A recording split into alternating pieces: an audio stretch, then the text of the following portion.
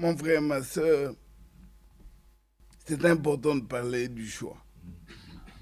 C'est important de parler de l'élection, mais une facette de l'élection.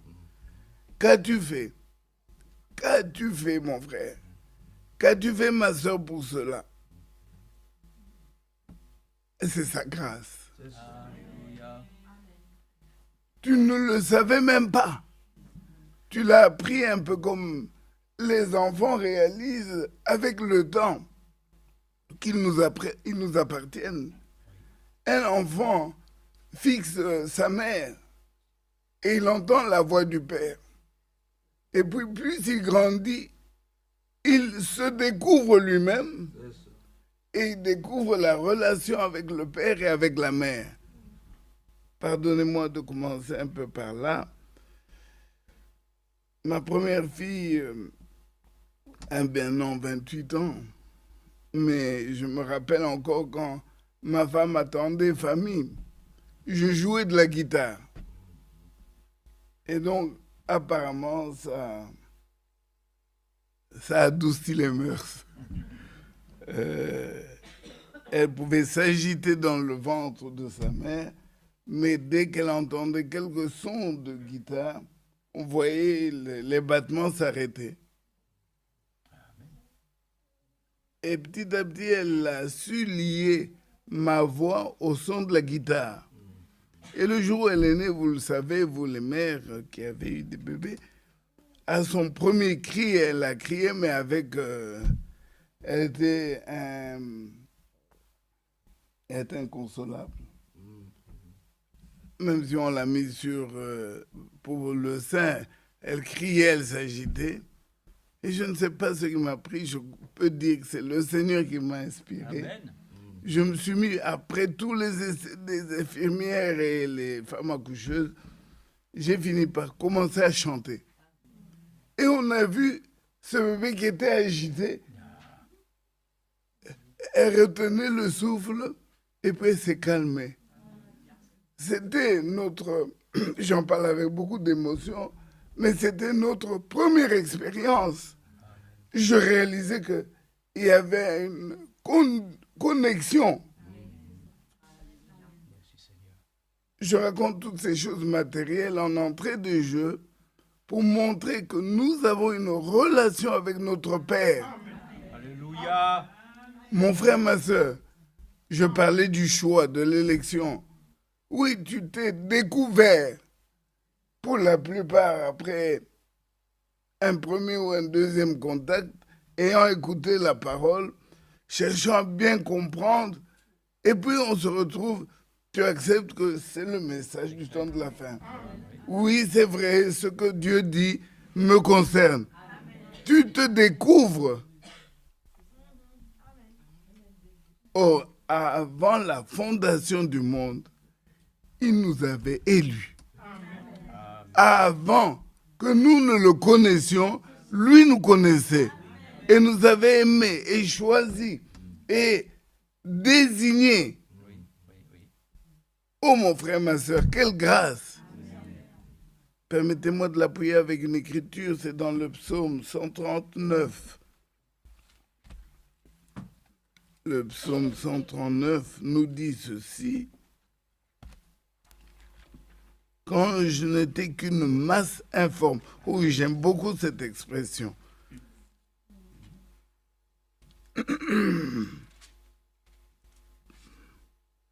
Psaume 139.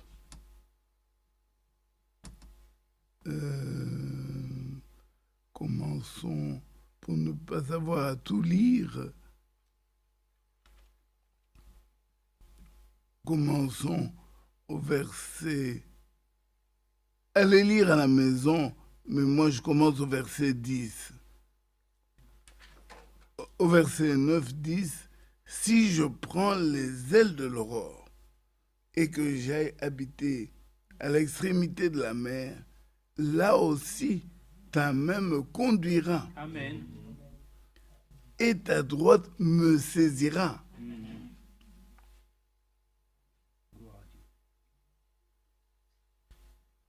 Si je dis, au moins les ténèbres me couvriront, la nuit devient lumière. Amen. Oui. Autour de moi, la nuit devient lumière. Écoutez le verset 12. Même les ténèbres ne sont pas obscures pour toi. La nuit brille comme le jour Alléluia. et les ténèbres comme la lumière. Alors, c'est toi qui as formé mes reins, qui m'as tissé dans le sein de ma mère. Mon frère, ma soeur, je te loue de ce que je suis, une créature si merveilleuse. Amen. Tes œuvres sont admirables et mon âme le reconnaît bien. Écoutez le verset 15. Mon corps n'était point caché devant toi lorsque j'ai été fait dans un lieu secret. La Bible est merveilleuse. Elle dit la vérité, même si c'est avec beaucoup de pudeur et beaucoup de... C'est vrai. Écoutez, lorsque j'ai été fait dans un lieu secret, oui, ce n'est pas en public, ce n'est pas sur la face publique Non. que cette chose... Mais lorsque j'ai été fait, écoutez la suite. Tissé dans les profondeurs... Non, lorsque j'ai été fait dans un lieu secret, tissé dans les profondeurs de la terre, quand je n'étais qu'une masse informe, C'est vrai. tes yeux me voyaient. Et sur ton livre étaient tous inscrits les jours qui m'étaient destinés, avant qu'aucun d'eux existât. Nous revenons à ce verset 17. Que tes pensées, ô Dieu, me semblent impénétrables, Oui. que le nombre en est grand. Si je les compte, elles sont plus nombreuses que les graines de Ah, sable. Dieu. Je m'éveille et je suis encore avec toi. Amen. Alléluia. Tu es une créature merveilleuse, ma sœur. Tu es une créature merveilleuse, mon frère. Amen. Parce qu'il nous a connus d'avance. Alléluia. Il nous a aimés d'avance. Il nous a choisis et réservés pour la gloire de notre Dieu. Épouse de Jésus-Christ, reconnaissons et remercions le Seigneur pour son choix. Amen. Glorifions Dieu pour l'élection. Amen. Amen. Alors, l'obéissance à sa parole deviendra pour nous, sera en retour. Elle sera moins lourde. L'obéissance deviendra pratique. C'est vrai. Nous avons déjà une relation avec lui avant la fondation du monde. Alléluia. Merci Seigneur. Vous connaissez l'écriture d'Hébreu qui dit il a écrit ses lois. Je vais lire quand même. Hébreu 10, non 9, 8 même, voilà. Hébreu 8, et je suis au verset 10. Mais voici l'alliance que je ferai avec la maison d'Israël après ces jours-là, dit le Seigneur. Et nous savons que s'il parle d'Israël en copie, il s'agit de l'épouse. Oui. Je mettrai mes lois dans leur esprit. Qui croit cela? Amen. Je les écrirai dans leur cœur. Et je serai leur Dieu. Mon frère, ma soeur, pourquoi dis-tu Amen? Pourquoi, alors que nous lisons, pourquoi dis-tu Amen? Parce qu'au-dedans de toi, il y a un retentissement. Ça s'accorde. La loi de Dieu est dans nos cœurs. La profondeur appelle la profondeur. Amen. Tu n'y trouves pas d'une pierre d'achoppement. Tu ne te... Voilà, tu ne peux que participer. Tu acceptes, tu te retrouves. Alors il dit au verset 11, personne n'enseignera plus son concitoyen en disant, ni personne son frère en disant, connais le Seigneur. Car tous me connaîtront, depuis le plus petit jusqu'au plus grand d'entre eux, Mais nous le connaîtrons comment? Ah. Comme étant un dictateur. Non. Nous le connaîtrons comment? Comme étant un forçat. Non. Nous le connaîtrons parce que, oh, laissez-moi vous le dire, au moins, moi je peux le témoigner, il a pardonné mes péchés. Alléluia. Je n'ai pas eu une bonne réputation, mais le Seigneur a pris ma place. Mon frère, ma soeur, je l'adore pour avoir pris ma place et m'avoir offert la sienne. Loué soit son nom. Voilà pourquoi, en tant qu'époux, nous lui devons l'obéissance avec joie. Amen. Nous lui devons la soumission volontaire. Alléluia. Oui. Permettez-moi d'insister un petit peu sur ce mot volontaire. Avec les événements actuels, nous entendons ces événements qui concernent bien sûr le monde, mais nous croyons que Dieu nous révèle sa volonté au travers de tout ce qui se passe sur la terre. Oui. Et parce qu'il s'agit de guerre, bien sûr, les soldats ont pris un serment de donner leur vie pour la patrie. Ah oui. Donc il y a guerre, il y a mort. Et par conséquent, il est écrit quel est ce soldat qui va à la guerre sans avoir compté ses effectifs. C'est également comme celui qui construit une maison sans avoir d'abord calculé la dépense. C'est vrai. La bêtise est que des fois, on commence, et puis à un moment donné, le chantier s'arrête en plein milieu. Et je viens d'un pays où spécialiste dans le début des travaux inachevés. Donc, comprenez que ce verset me tient à la gorge. Mais il en est de même pour les armées qui s'engagent dans une bataille sans avoir pris la peine de vérifier avec qui te bats-tu. La Fontaine a fait beaucoup de fables sur la taille de l'ennemi. Et tu veux le rencontrer, toi une guêpe, toi une mouche. Écoutez, aujourd'hui, les Perses, la taille qu'ils ont, mais il y a un tout petit Israël, un tout petit parce qu'il ne compte pas sur son bras, sur sa force, sur son expérience, mais il compte sur son Dieu. Amen. Et vous voyez comment le tableau change avec... nous sommes tous témoins de... Voilà pourquoi le chrétien, que nous sommes l'épouse de Jésus-Christ, nous n'allons pas en guerre comme un jeu. D'ailleurs, la Bible dit, je combats le bon combat de la foi. Oui. Oui. Et nous n'allons pas avec des armes charnelles, avec notre sagesse, avec nos expériences. Oui, pardonnez-moi, je ne veux pas faire diversion, mais quand on entend dans les dénominations combat spirituel, mais ils se moquent de qui? Ils roulent par terre, bref, vous connaissez tous les spectacles, et ils en sortent encore plus liés qu'avant. Nous, et je crois que je peux retrouver cette écriture dans Timothée, je sais en qui j'ai cru. Alléluia. Timothée,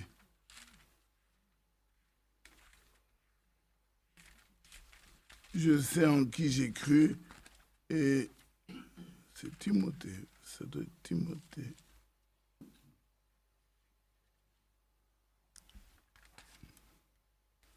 Deux écritures me viennent en même temps.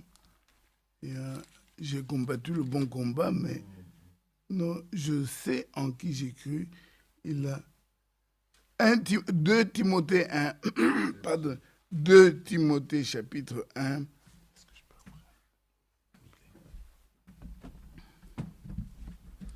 Et nous sommes au verset 12. 2 Timothée 1, verset 12.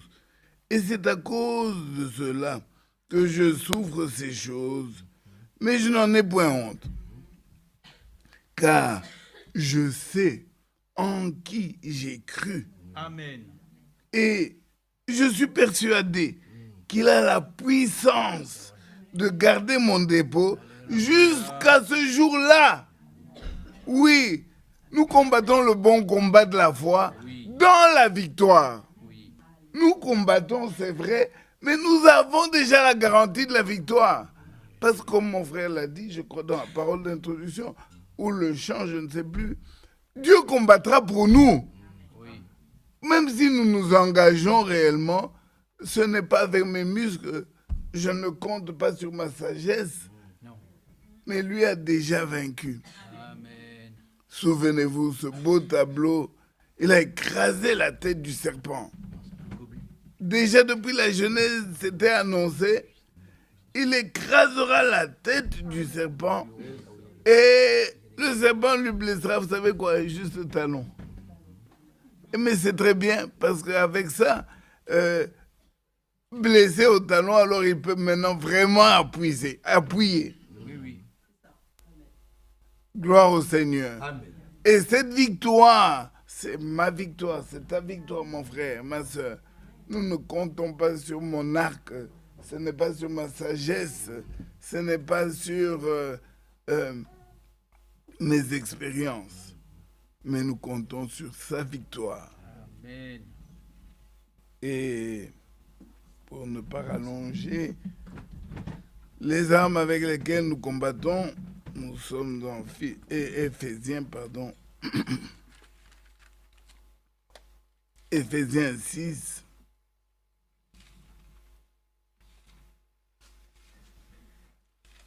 Et il est écrit, je vais lire très rapidement, au reste, verset 10, pardonnez-moi, Éphésiens 6, verset 10, au reste, mes frères, fortifiez-vous dans le Seigneur Amen. et par sa force toute puissante, pas sur tes muscles, pas sur ton expérience. Oui, tu l'as terrassé hier, mais il ne s'agit pas de ça. L'ennemi que nous avons, c'est un vieux loup, un vieux rodé. Ça, c'est vrai. Il a un CV, mon frère, ma soeur. Ah oui. Pardonnez-moi d'ouvrir la parenthèse que je ferme très vite. Il a écroulé des rois. Il a écroulé des prophètes. Il a écroulé des vaillants guerriers. Et qui sommes-nous devant lui? Avec quoi allons-nous nous présenter devant lui? Mais gloire soit rendue à notre Dieu, Merci Jésus. qui ne nous envoie pas à la guerre comme on fait avec la viande à canon, À la chair à canon. la chair à canon. Non, non, c'est pas ça. Dieu nous envoie au combat, mais il nous équipe. Et lisons. Je suis au verset 11. Revêtez-vous de toutes les armes de Dieu, afin de pouvoir tenir ferme contre les ruses du diable. Vous voyez sur quel terrain il nous amène. Et ça me ramène un peu à mon thème. Les ruses du diable. Mais continuons. Verset 12. Car nous n'avons pas à lutter contre la chair et le sang, C'est ça. mais contre les dominations, contre les autorités, contre les princes de ce monde de ténèbres, contre les esprits méchants dans les lieux célestes. Amen. Ce n'est pas mon sujet, mais j'aurais bien voulu vous lire combien une fois Josué ou un des vaillants guerriers de la Bible, se retrouvant devant livrer bataille, l'Éternel dit non, ça ne se passera pas comme tu l'imagines. Vous venez et regardez, observez la délivrance que l'Éternel va vous. Alléluia. Mon frère, ma soeur, effectivement, l'histoire dont je parle, ils arrivent sur le sommet des collines, et bien ils voient l'armée, les ennemis contre qui ils allaient en guerre. Vous imaginez le démon de mensonge en train de combattre celui de l'adultère. Donc, les démons entre eux, en train de se battre. Et nous sommes là comme des spectateurs, en train d'assister à la victoire que l'Éternel nous accordera. Merci Seigneur. Il a livré bataille pour nous. Amen. Nous sommes victorieux. Amen. Gloire à Dieu. Croyons-le. Oui, ça peut paraître rouge sang.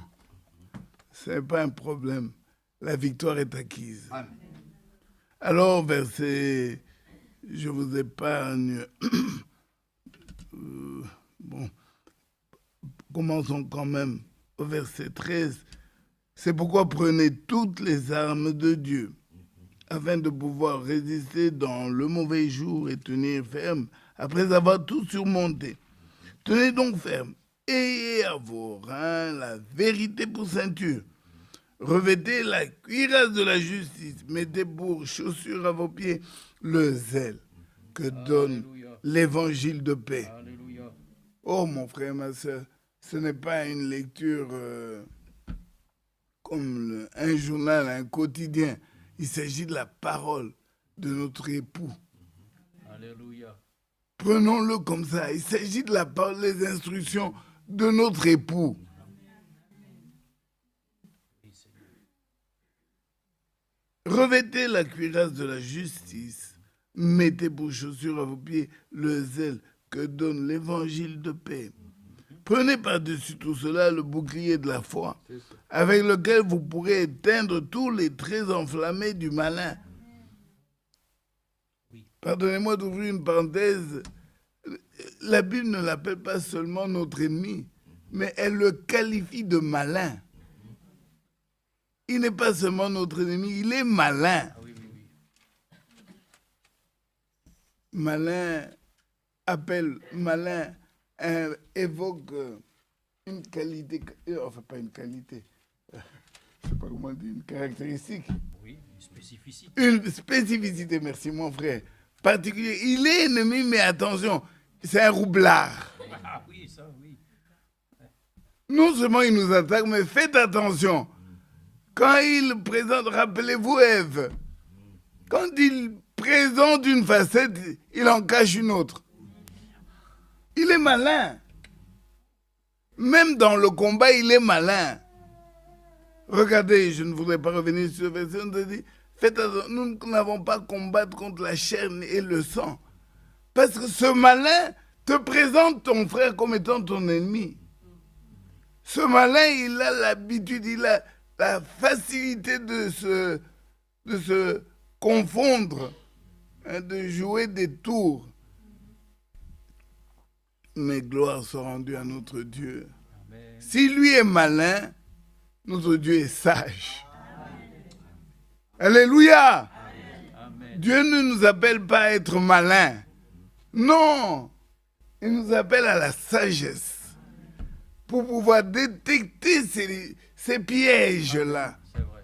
pour reconnaître la trace du serpent sur le rocher. Reconnaître, savoir distinguer où est le piège et où est le combat réel. Merci Seigneur. Amen.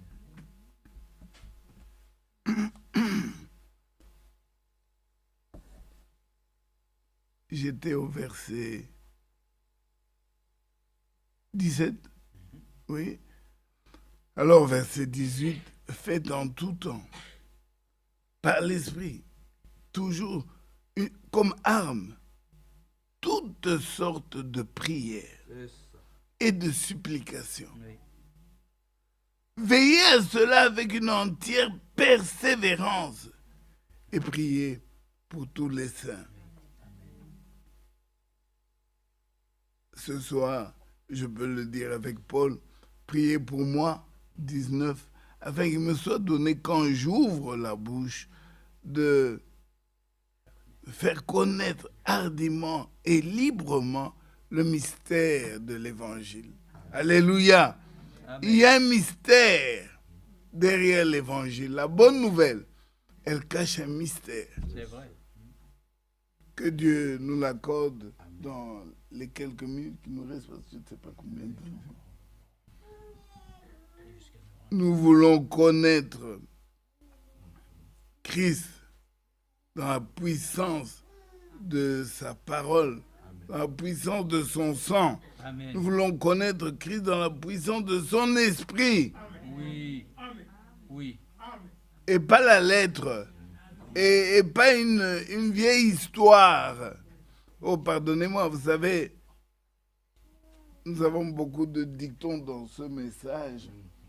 Frère Branham, je vais peut-être le citer quelquefois, avait l'habitude de dire « Faites sortir Jésus-Christ de l'histoire ». Ouais, on aime bien raconter que Jésus-Christ a multiplié le pain. Nous aimons bien, c'est l'évangile. Oui, oui. Oui, mais ça c'était. Il faut le faire sortir de l'histoire.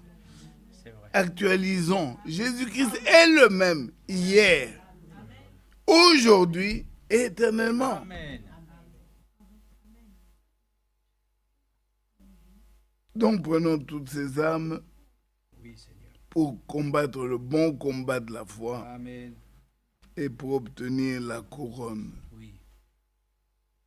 Merci Seigneur de ce que nous sommes son épouse. Merci Seigneur de ce que le combat, il a déjà mené. Nous combattons contre un ennemi vaincu. Nous combattons, j'allais presque dire, dans une scène déjà jouée. Oui, ma soeur, la scène est terminée. Et il est allé jusqu'au bout. Étant arrivé au bout, il a tracé le chemin.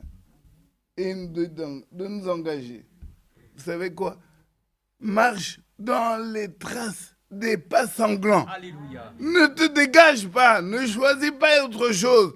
Mets tes pieds là où il est passé, tu as la victoire. Alléluia. Elle est assurée.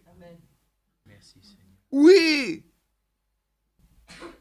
Il y a combattants et combattants, pardonnez-moi de m'attarder un petit peu là-dessus. Quand il y a un vol, vous êtes allé en week-end et puis le lendemain vous revenez, la maison a été cambriolée, on appelle la police. Mais ben, c'est deux petits flics, pardonnez-moi de dire deux petits flics, qui viennent avec un petit revolver sur la taille. Et c'est eux qui font le constat et c'est eux qui poursuivent le voleur. Mais quand vous avez en face de vous un bandit armé, la police choisit une équipe aguerrie. Et quand vous avez, troisième degré, des, pardonnez-moi l'expression, nos amis, la jeunesse organisée, bande ou je ne sais quoi, mais surtout, voilà, ils viennent maintenant avec le terrorisme. Ce n'est plus la gendarmerie, la police. Ah non, ça devient des particuliers. Si on ne les appelle pas commandos, mais enfin c'est... Voilà. L'élite, mon frère, très bien. Plus le mal augmente, tu ne t'arrêtes plus à du dafalgan. On cherche une intervention chirurgicale et c'est un spécialiste. Alors, plus le combat devient une question de vie ou de mort, nous n'y allons, pardonnez-moi, nous n'y allons pas avec nos petites expériences d'hier et d'avant-hier, mais nous cherchons celui qui les a vaincus. Et nous l'invoquons pour qu'il entre en scène. Amen. Calibrons notre guerre, notre ennemi, notre front, et croyons ce que le Seigneur nous a dit, j'ai vaincu le monde. Ne combats pas ton frère, ne confondons pas, ne laissons pas séduire. Amen. Parce que l'ennemi que nous avons, il est rusé. C'est vrai. Mes gloires sont rendues à notre Dieu et lisons pour cela notre bien-aimé Paul qui s'adresse à Timothée, j'ai combattu le bon combat. Timothée, mon enfant.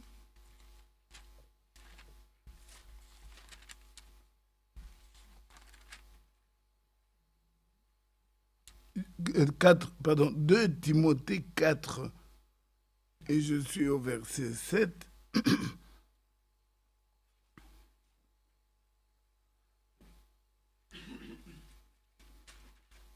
Et ici, je fais exprès de commencer au verset 6 pour montrer l'état d'âme de Paul. Car pour moi, je sers déjà de libation. Regardez à quel niveau de sacrifice ou d'engagement il se trouve. Il sert déjà de libation. Et le moment de mon départ approche. J'ai combattu le bon combat. J'ai achevé la course. J'ai gardé la foi. Alléluia. Amen. Alors désormais,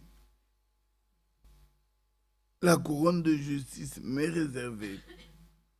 Le Seigneur, le juste juge, me la donnera dans ce jour-là.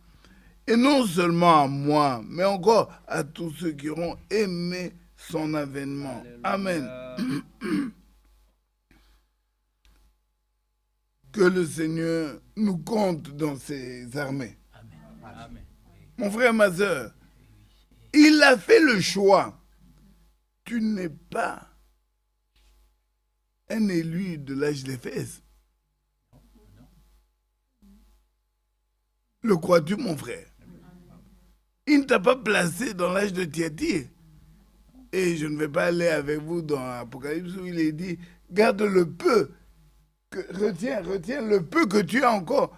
Vous voyez, il y avait des vainqueurs dans chaque âge. Oui. Mais tu n'es pas choisi pour ces âges-là. Toi, il t'a choisi pour Laodicée. Amen. Là où la séduction bat son plein. Là où la structure du combat a changé. C'est ça, frère. Amen. Alléluia. Là où il faut être les super flics. Il faut être les initiés. Oui. Vous voyez là, les pompiers. Quand il y a un feu, nous tous nous courons, nous fuyons. Mais regardez les pompiers. C'est dans le feu qu'ils entrent. Bien sûr, avec des combinaisons et tout ça, je suis d'accord. Mais ils entrent. Ils ont les armes. Parce qu'ils sont équipés.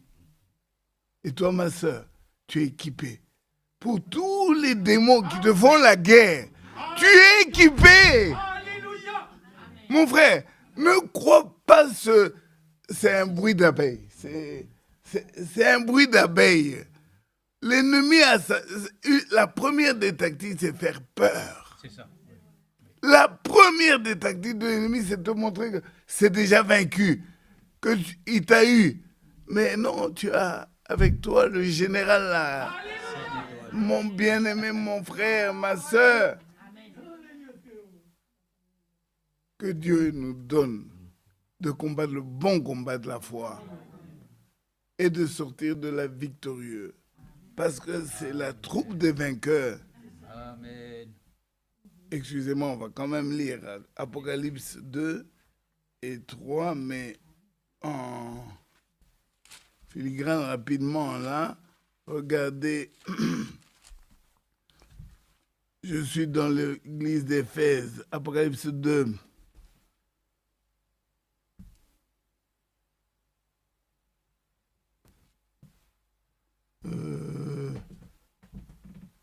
Verset 7, deuxième partie. Verset 7. Apocalypse 2, 7. Verset 7, oui, deuxième partie. À celui qui vaincra, je donnerai à manger de l'arbre de vie qui est dans le paradis de Dieu. Amen. Apocalypse 2, mais nous sommes déjà au verset 11. Deuxième partie, celui qui vaincra n'aura pas à souffrir la seconde mort. Toujours 2, mais cette fois-ci, le verset 17. À celui qui vaincra, que celui qui a des oreilles entende ce que l'Esprit dit aux églises. À celui qui vaincra, je donnerai de la manne cachée. Alléluia. Et je donnerai un caillou blanc. Et sur ce caillou est écrit un nom nouveau que personne ne connaît, si ce n'est celui qui le reçoit. Amen. Apocalypse toujours 2, mais cette fois-ci, nous sommes au verset 29. Que celui qui a des oreilles, 26. À celui qui vaincra et qui gardera jusqu'à la fin mes œuvres, je donnerai autorité sur les nations. Il les pètera avec une verge de fer, comme on brise les vases d'argile, ainsi que moi-même, j'en ai reçu le pouvoir de mon Père. Apocalypse 3, verset 5. Celui qui vaincra sera ainsi revêtu de vêtements blancs. Je n'effacerai point son nom du livre de vie et je confesserai son nom devant mon Père et devant mes anges. Et enfin, 3. Non, on est toujours au verset 13, 3, 13. Que celui, 12, celui qui vaincra, je ferai de lui une colonne dans le temple de mon Père et n'en sortira plus. J'écrirai sur lui le nom de mon Dieu et le nom de la ville de mon Dieu, de la nouvelle Jérusalem qui descend du ciel d'auprès de mon Dieu et mon nom nouveau. Enfin, Apocalypse 3, verset 21 plutôt, celui qui vaincra. C'est notre âge, mon frère. C'est ton âge, ma sœur. C'est pour nous, oui. Celui qui vaincra, je le ferai asseoir avec moi sur mon trône. Merci, Jésus. Comme moi, j'ai vaincu et me suis assis avec mon Père et avec mon Père sur son trône. Alléluia. Que Dieu nous bénisse. Amen. Permettez-moi à ce sujet de raconter quand même une petite histoire. Vous connaissez Frère Branham, c'est notre prophète. Dieu lui a donné d'exprimer beaucoup de choses comme ça, un petit peu dans, j'allais précéder l'anonymat. Mais c'est plutôt, voilà, avec cette facilité. Frère Branham nous raconte dans la prédication, le bon combat de la foi. Il nous raconte l'histoire de Jules César, qui avait mené de grandes campagnes, comme vous le savez, à l'époque, et celle-là, c'est en Afrique. Et il avait eu de grandes victoires. Il ne voulait pas se contenter simplement d'avoir vaincu en Afrique. C'est beau, hein? Oui, vaincre là en Afrique, personne ne sait ici en Italie qu'est-ce qui s'est passé. Donc il revient et ce jour-là, il décide de faire ce qu'on appelle une parade, un grand défilé. Alors il lance le message, toute l'armée se prépare, tous les gradés, hein, les poilus, ont apprêté leurs plumeaux, garni leur bustier pour la parade. Et ils se sont alignés. Mon frère Medeiros, vous vous rappelez comment les généraux doivent bomber le torse, hein, pour un défilé militaire? Parce que il avait dit, Jules César, qu'il allait choisir qui allait l'accompagner dans le défilé sur son char. Donc il allait choisir. Chaque général a bombé la poitrine. Et on a vu Jules César venir devant le premier. Pas de choix, il passe. Deuxième, non plus. Tous ces généraux, bien, tout ce que vous savez là, il les a passés. Tous jusqu'au dernier. Mais qu'est-ce qu'il a, ce Jules César? Il nous a demandé de venir d'arranger nos plumeaux. Qu'est-ce qui se passe? Aucun. Et puis on voit juste César fixer le fond de la salle. Et il pointe. Tout le monde regarde, mais ce n'est pas un général.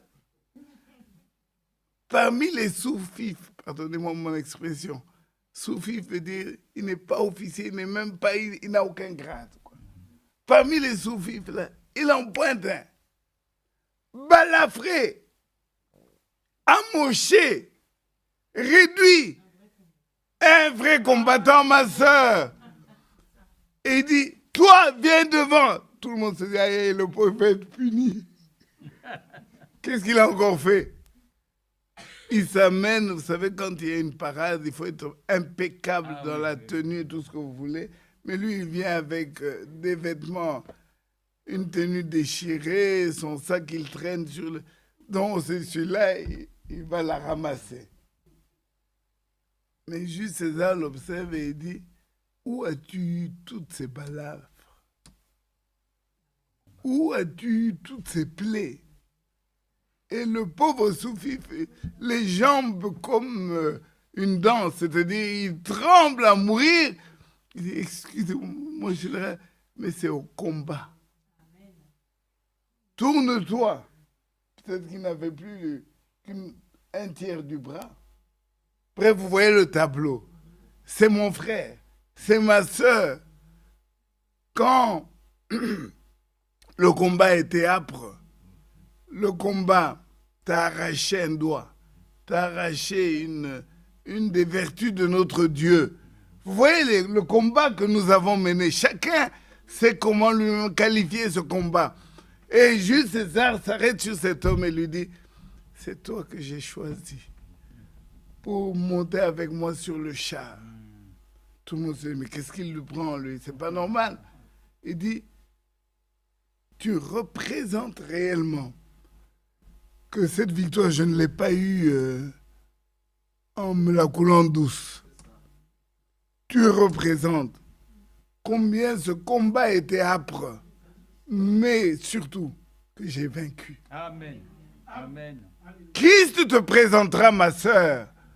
Christ te présentera, mon frère. Oui, il essuiera nos larmes. Alléluia.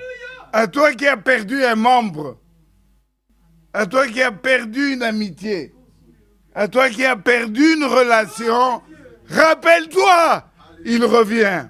Amen. Et tu seras avec lui sur son char. La victoire est acquise. Merci, notre Dieu. Tu es l'épouse de Jésus-Christ.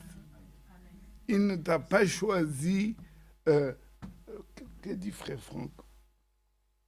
Dans le christianisme traditionnel, page 154, il dit l'élection n'est pas arbitraire. Non, Dieu n'est pas venu un matin. Alors, comme on est tous à l'estrade, ben, je te prends toi, je te prends toi. Nous trois, ça fait les élus. Et non, allez, non, ça, Dieu, s'il vous plaît, ne réduisons pas notre Dieu à de la poussière. Amen. Il a connu d'avance. Et parce qu'il a vu que tu seras vainqueur, il t'a choisi. Amen. C'est pourquoi, ma sœur, quand tu vois le combat devenir âpre, rappelle-toi qu'il t'a choisi pour vaincre. Merci, Seigneur. Rappelle-toi qu'il avait déjà vu que tu en sortirais vainqueur. Alléluia. N'est-il pas écrit, je ne permettrai pas qu'une épreuve. Trouvez-moi ça, s'il vous plaît, mon frère. On va lire comme cette écriture, j'ai beaucoup parlé. Y a-t-il une chose qui arrive dans une ville que Dieu ne connaisse? Et puis, avec l'épreuve, je produirai le moyen pour nous en sortir. Ah oui, d'accord. S'il vous plaît, celui qui a trouvé 1 Corinthiens 10, 13, merci mes amis, que Dieu vous bénisse. Amen. 1 Corinthiens 10, 13. Je lis à partir du verset 12. Ainsi donc, que celui qui croit être debout prenne garde de ne pas tomber. De tomber. Aucune tentation ne vous est survenue qui n'ait été humaine. Et Dieu qui est fidèle, j'aime ça. Regardez jusqu'où va sa fidélité. Il ne permettra pas que vous soyez tentés au-delà de vos forces. Mais aussi, avec la tentation, à la taille de la tentation, il produira, il préparera le moyen d'en sortir, afin que vous puissiez la supporter. Alléluia! Alléluia, oui. On les a jetés dans la fournaise ardente. S'il vous plaît, mon frère, ma soeur, je n'aime pas que nous lisions la parole comme un journal. Non! C'était une fournaise. Et tout le monde sait qu'une fournaise ne peut pas être douce. Mais pourquoi la Bible va-t-elle ajouter ardente? Écoutez, vous verrez, le feu a été multiplié 7 fois. Au point, il y a des détails qui en valent la peine quand même, mon frère. S'il vous plaît, excusez-moi. Quand il est dit que les bourreaux, ou plutôt les escortes, en les jetant dans le feu, eux-mêmes ont été brûlés. Vous croyez que c'est un jeu? Mais écoutez, nous avons lu les armes que nous devons avoir pour le combat. C'est nos amis, les trois, là, sont allés dans le feu, comme ils étaient, mais avec l'espérance. Amen. Et le roi regarde dans le feu, dit, n'avons-nous pas jeté 3 individus, s'il vous plaît? Mais est-ce que j'ai une hallucination ou quoi? J'en vois 4. Effectivement, il y avait un 4e. Je répète, le combat que tu mènes, ma sœur, le combat que tu mènes, ce n'est pas toi qui le mène. Il a dit, il combattra pour nous. Alléluia. Et avec la tentation ou l'épreuve, il produira le moyen. Merci Seigneur. À Dieu soit la victoire. Alléluia. À nous la confiance. Mon frère, je termine par là parce que là, je crois que je risque de m'emballer. Quand les commandos vont en guerre, ils ont, vous savez quel avantage? Il y a une première troupe, les fantassins ou les qui ont commencé, mais voilà, il y a résistance. C'est alors qu'on cherche dans l'équipe, mais ça, qui peut défoncer là? Parce qu'il y a une résistance. Alors on doit prendre dans nos rangs celui qui est équipé pour. C'est une équipe d'intervention. Et c'est là donc que Dieu t'a choisi. Il ne t'a pas aligné dans l'âge des fesses. Je reprends et je m'arrête là-bas, excuse-moi mon frère. Il ne t'a pas choisi dans l'âge de Smyrne. Non! Il t'a choisi pour l'âge de la victoire. Amen. Amen. Amen. Gardons dans le cœur ce défilé de Jules César. C'est toi qui es sur le char. Toutes les blessures, oui, toutes les blessures que tu as.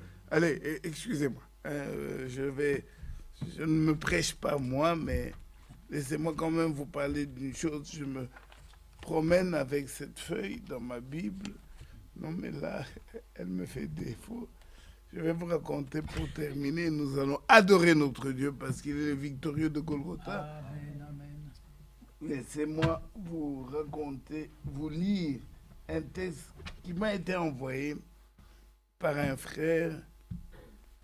À cause de ce, vous voyez, tout le monde parle de... Alors, Frère Branham raconte, comme je disais tantôt, Il raconte cette histoire dans plusieurs prédications. Ici, j'ai le début et la fin de la dispensation de la grâce. 55 janvier, le 9 janvier 55. C'est la même histoire. Je l'ai dans la rédemption, dans sa totalité et dans la joie. Là, c'est en 1954, 03, 30. Alors, il raconte, il y a une vieille histoire de berger qu'on racontait là-bas dans la Terre Sainte, à Jérusalem, au sujet d'un berger qui portait une brebis. Quelqu'un lui a demandé, mais pourquoi tu la portes? Il a répondu, elle a une patte cassée. Ma soeur, tu comprends pourquoi ça m'intéresse un peu? Alors, écoutez, il a dit, celui qui posait la question dit, mais comment cela est-il arrivé? Est-elle tombée du haut d'une falaise? Il a répondu, non, je lui ai cassé la patte. Il dit, voyons, tu es un berger cruel. Un berger de casser la patte de cette brebis? Il a dit, non, je l'aime. Frères et sœurs, C'est vrai. est-ce que ça vous pénètre? Oui. Il a cassé la patte de la brebis qu'il aime. Alors, il a dit non, je l'aime. Et il a dit, elle s'égarait tout le temps. C'est ça. Fallait trouver. Je n'arrivais pas à la mener à m'écouter. Alors je lui ai cassé la patte. Mais écoutez la suite. Pour pouvoir lui accorder plus d'attention. Afin qu'elle m'aime et me suive. Alléluia! Amen. Alléluia. Votre frère qui est devant, j'ai versé beaucoup de larmes. Mais j'ai dit, ce texte restera dans ma Bible. Mon frère, en me présentant, a dit, le frère Alléluia, le frère Maranatha. Vous savez où que j'aille? Partout que j'aille, c'est malheureusement la marque qui me suit. Mais alors, comment voulez-vous? L'ennemi m'a saccagé ma sœur. L'ennemi m'a broyé, comme criblé, comme... Donc, je vais chanter Maranatha. Et Dieu est terrible, mon frère. Frère Manassé, frère Franck, c'était comme... je ne sais pas vous le dire. On dirait une obsession. Il nous a fait chanter des fois, 2 fois dans le même culte. Oui. Samedi et dimanche, bon, ça on comprend. Il s'est dit, il y a de nouveau. Mais au début du culte et à la fin. Et Dieu seul sait combien de fois j'ai dit, mais j'ai tellement d'autres cantiques que je peux chanter. Il dit, Oui, mais... ceux-là, tu les chanteras. Mais là, tu chantes le même cantique. Mais Dieu savait que celui qui chante là, que vous écoutez ce soir, j'ai été réellement comme cette brebis qui n'écoutait pas son maître. Et le maître était obligé de me casser la patte. Oh, Dieu sait combien j'ai regretté et confessé mes péchés. Et je me tiens devant vous, comme disait frère Branham, vous avez devant vous un pécheur repenti. Vraiment, loué soit le nom du Seigneur. Et puis cela, servir mon frère, servir ma soeur, qui peut-être à un moment donné est découragé, se dit mais ça fait longtemps, surtout quand on traîne une maladie qui dure.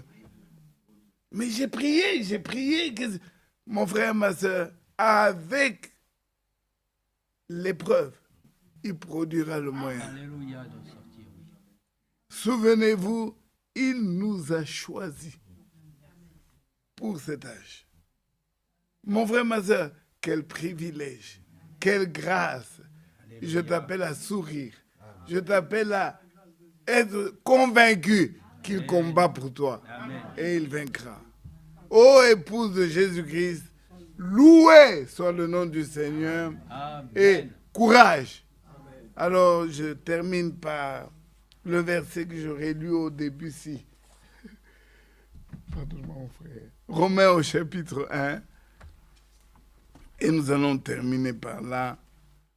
Romains chapitre 1. On le lira peut-être aussi dimanche. Parce que j'ai trouvé ces paroles vraiment appropriées à ce soir. Verset 8. Je rends d'abord grâce à mon Dieu par Jésus-Christ au sujet de vous tous. Croyez-le, de ce que votre foi est renommée dans le monde. Dieu que je sers en mon esprit dans l'évangile de son Fils, mes témoins, que je fais sans cesse mention de vous,